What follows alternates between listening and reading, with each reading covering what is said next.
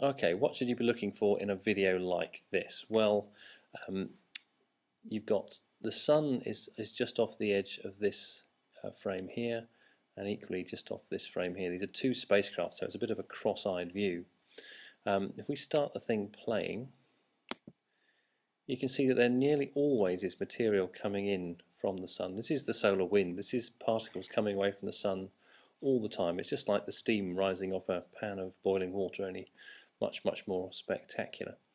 You can see bright planets here and stars in the background, and these little streaks that lead up and down from the planets, that's just where they're so bright they're saturating our CCD. But this is a solar storm. This is the sort of thing that we're after. So if I pause the video and just go back to show you that again, it's a real bubble. You can get the sense that it's a cloud of material coming away. It looks very different from that solar material that's just coming out in little fronds the whole time. It does look like a round bubble of material.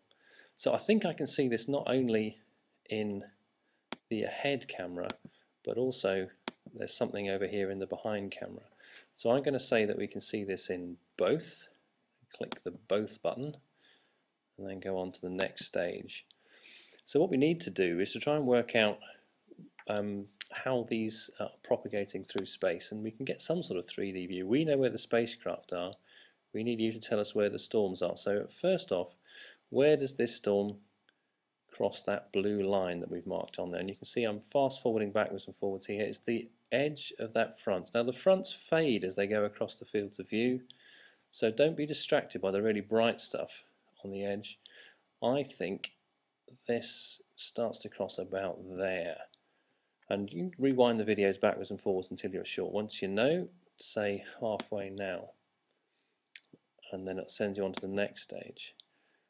At this point, we want you to tell us where it appears in the other camera. Now, again, it's a very peculiar shaped cloud, this one, and I'm going to say it's coming to about here. Don't take any notice of my specific examples answers. We want you to come up with your own opinions, but it's a big bubble. You can see it coming out here. I think probably that's the brightest front, so I'm going to choose that and say next.